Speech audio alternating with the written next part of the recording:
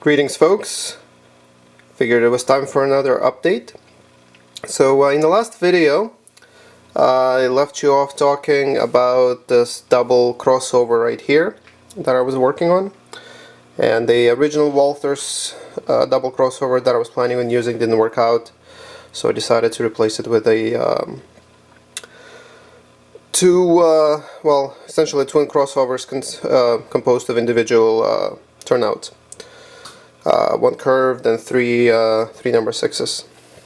So as you can see here, I finally got this puppy completed. Got the two turnouts here, as well as the others over there as well. So one thing to note here, because of the proximity of these turnouts, these two specifically, to the edge of the layout, I kind of had to improvise a bit, and let's see.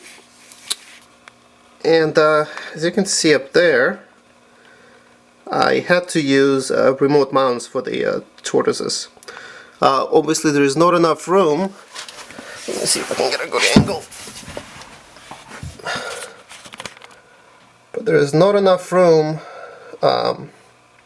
right there in the very edge to mount two tortoises back to back, obviously. So as a result, I had to use the remote turnouts, the remote mounts. They're actually pretty nifty. A little bit of a pain to install, especially in tight quarters, but they work extremely well once you figure them out. Obviously the two tortoises driving them are located here on their own mounts, and the turnouts are being driven by essentially piano wire inside the Teflon tube that's kind of pulls and rotates the wire that goes through the layout and works a turnout at the top. So that worked out pretty well. It actually works very nicely, got all the wiring done, and they do work very, very well indeed. The way I wire my turnouts, or rather the tortoises, is pretty much consistent across the layout. There are two possible ways that I do it. For the simpler installations, I just use the two wires, as you can see right there, heading to the motor of the tortoise. Now, those of you familiar with the tortoise will know that there are actually 8 contacts on the on that panel there. But you only need the 2 to drive the tortoise itself. The other 6 are used for the built-in switch, which you can use to power the frog if you're using a turnout with a powered frog, like the curved Walther's turnouts that I'm using in some place on the layout. But typically for each tortoise, at the end of the the two leads, I put a little twin terminal strip right there, and from there I run the wires out to the either appropriate switch or decoder. So in this particular case, for this double crossover, I'm using this NCE switchet. It's a simple dual stationary decoder, accessory decoder. For driving, it can drive 2 tortoise switch machines at the same time. I'm actually driving 4 with it.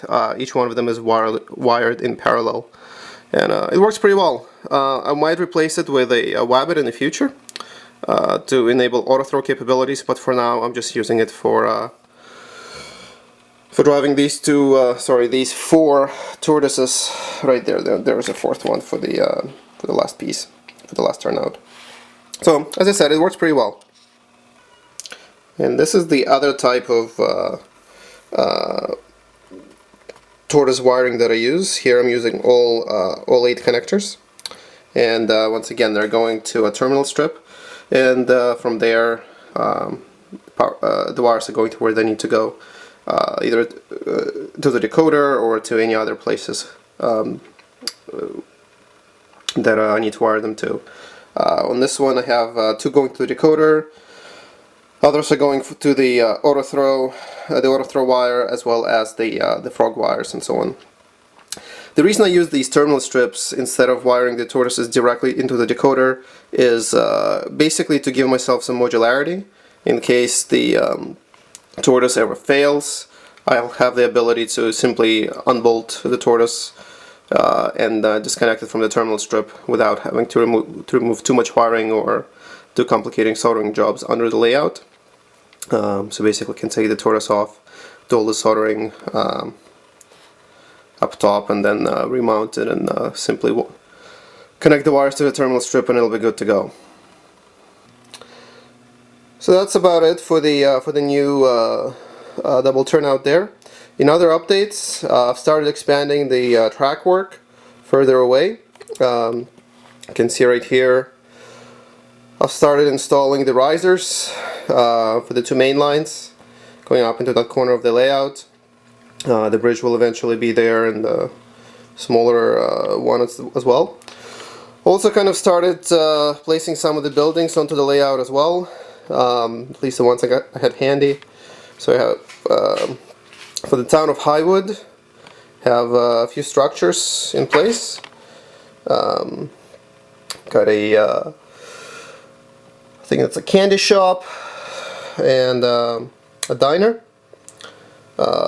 As well as the got a built-up Woodland Scenics Corner Emporium. I think it was.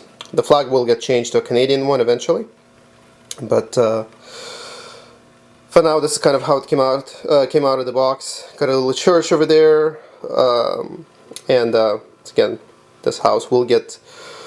This is from the holiday layout, so it's not here on a permanent basis, just kind of hanging out for now, where a farmhouse will be in the future. And got a grain silo, a little tractor that I picked up at the last train show. Cute little thing. So yeah, things are progressing. Got a few cars just kind of thrown on there, just for fun. Because hey, why not? And in other big news, after many months of essentially procrastinating, I built up the benchwork for the rest of the layout. In the past I've talked about how it's going to work out and where it's going to go, but finally went ahead and did built the benchwork. So yeah, it's now standing on its own, well, 8 feet.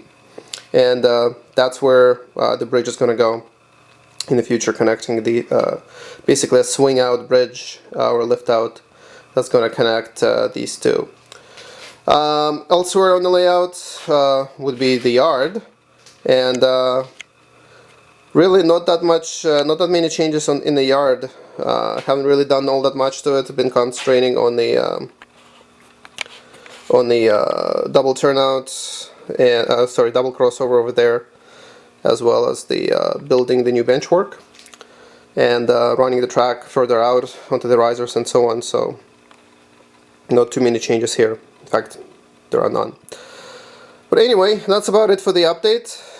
Stay tuned, subscribe, like, comment, and I will see you all again in the next update. So long.